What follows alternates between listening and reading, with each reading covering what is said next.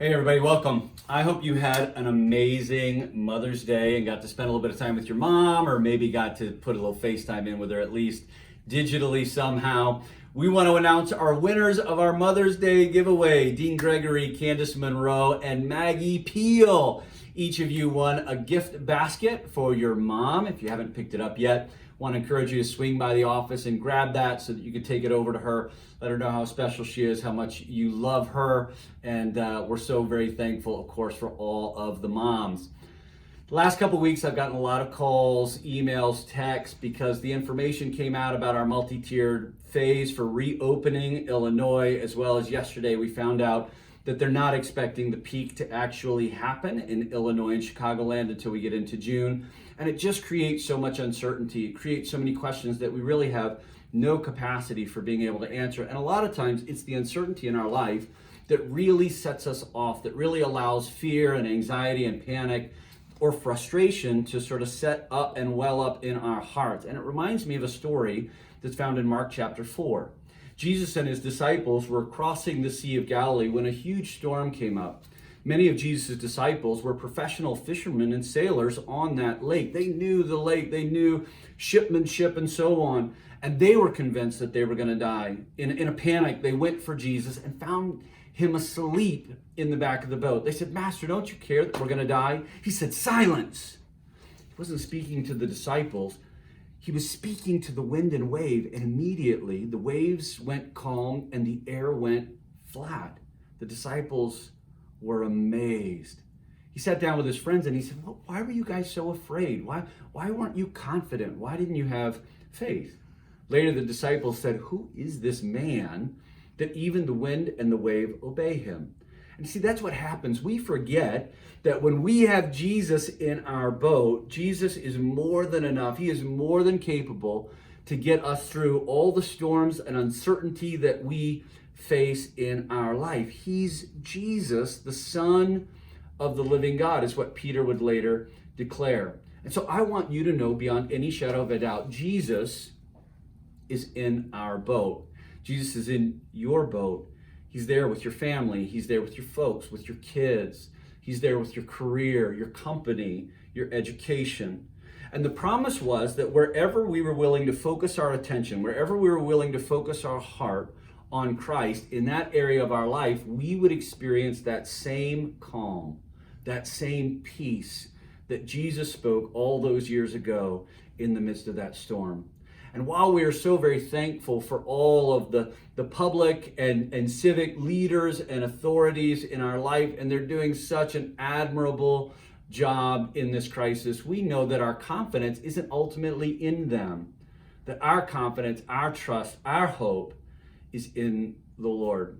Now, that doesn't mean that we don't have a responsibility. We actually do, maybe more so, because we have to make sure that we're staying connected to Jesus in a way that we set our heart and our minds, our attitudes, and our affections on Jesus. Scripture said, "Set your face like flint, like stone, towards the Lord." And so I want to encourage you, you've heard me say it before, you're going to hear me say it again, please get in a small group. If you're not in a small group, let us know. We'll connect you to a group of young adults or couples or men or women, whatever best fits your circumstances right now, and make sure that you're connected in a community that is life-giving. And then prioritize getting together every week on Zoom, on Hangout, whatever platform you're using where you can see one another and encourage one another. And every time you get together, please pray for one another. But not only do we want you guys getting together in a life-giving way, we want you to connect with us in ways that we hope are life-giving as well. So we've actually added a couple of touch points. So every Wednesday at 12:30 on our Instagram channel, one of our staff is leading a live devotional time. We would love for you to be there and just be encouraged in the middle of your workday, in the middle of your work week. Just get that little shot in the arm. And then on Saturdays, after Highlands prayer service, we're meeting on our Facebook channel for a little inspirational shot in the arm, a little prayer focus as we move into our digital prayer room to begin to pray. So we would love for you to live in those spaces with us, be there with us. And then we want you to continue to think of this time as an opportunity. Many of us are sheltering at home, and we find that we have more free time than we're used to. And I know some of us are just binge watching Netflix or something like that, but we could also be spending more time in our triple challenge. Now more than ever, we could lean in, spend a little extra time in our word, spend a little extra time in worship or prayer, spend a little extra time allowing God to be speaking to our hearts. So let's make sure that we're keeping our hearts, our minds, everything focused on Christ so that we can experience the peace of Christ in the midst of this crisis.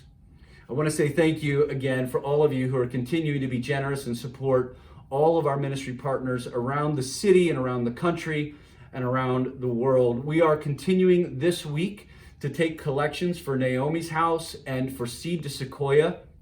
Both of those are ministries that help women who are being rescued out of human sex trafficking. Naomi's House, we're actually collecting supplies. The ladies need just women's hygiene products, and so anything that the ladies use, they could use. Some of those supplies are hard to find right now, or you can also just make contributions to either one of them or both, and they'll make sure and grab the supplies that they need. And stay tuned this week to our social media, and you'll see some links and ways that you can partner and get involved. But we would love for you just to continue to partner with them. And then we look forward to seeing you this Sunday at 9 and 11 in our regular service time. We're back in our series, The Hope of the Resurrection. And this week we're talking about the resurrection. What happens after the second return of Jesus, when Jesus comes back and we move into that final phase? What is that going to look like? What does that mean? What can we expect? How can we set our hopes in a way that are right, and how can that inform the way that we live every day? So make sure and invite a friend, share the link, and be in all of those places to connect with God, to connect with one another, and to connect with us. Thanks so much for giving me a couple minutes. We love you. We miss you. Have a great week.